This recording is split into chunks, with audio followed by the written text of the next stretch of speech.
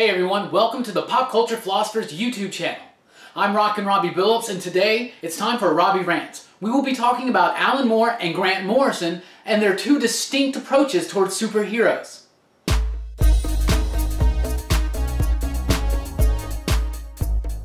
Alan Moore and Grant Morrison are two of the most respected names in the comic book industry. In fact, both of these individuals have helped revitalize the superhero genre in comic books for many times over. And while they do share some similarities, they do actually have two completely distinct approaches towards superheroes. Now, these writers have had a little bit of a feud going on for a while now, and basically it boils to Alan Moore talking a lot of shit about Grant Morrison, and Grant Morrison feeling the need to defend himself. See, in the 1980s, there was this huge revitalization, a renaissance of comic books from these young, very brilliant guys from the UK, Neil Gaiman, Pete Milligan, Alan Moore, and Grant Morrison. Now, in recent years, it seems like Alan Moore kind of considers himself the reason for this so-called British invasion.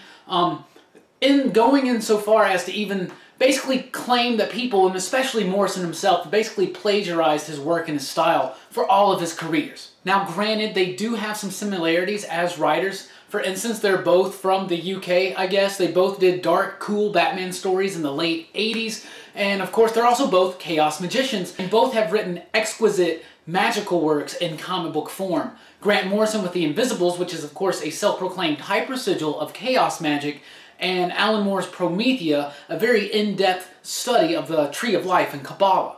However, when you really look at their work, really get into it, and especially their superhero stuff, the distinctions become very obvious. It's very simple. Now imagine our world is the real world, and this fantasy comic book world is their world, where Alan Moore wants to take the superheroes out of their world and bring them into our world.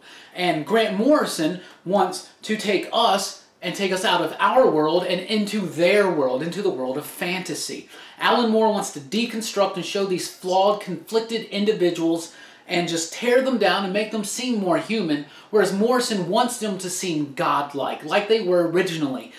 In the DC mythology, for instance, he wants these godlike heroes that will hopefully bring hope and inspire us to better ourselves and our world. Now, I'm not saying that either of these writers goes distinctly just in one direction for their style and their tone at all times. That is not the case. In fact, the fluidity of their styles, both of these writers, is something I've come to really, really highly respect. So it's not that, but I do believe that talking about these distinctions is completely applicable. I respect both of these guys. I'm not trying to just talk shit about Alan Moore. It just seems like he's way past his prime. I really think his last days of relevance were the days of ABC with Tom Strong and Top 10 and books like that.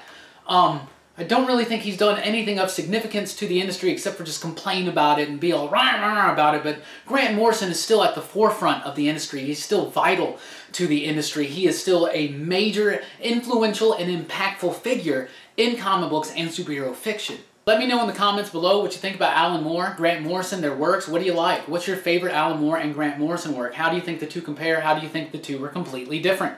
Let's get the conversation going down below. Anyway, check us out at popculturephilosophers.com, and thank you so much for watching this video. Be sure to subscribe for more, like, and share. We really appreciate it, and thanks for rocking with us. We'll catch you next time.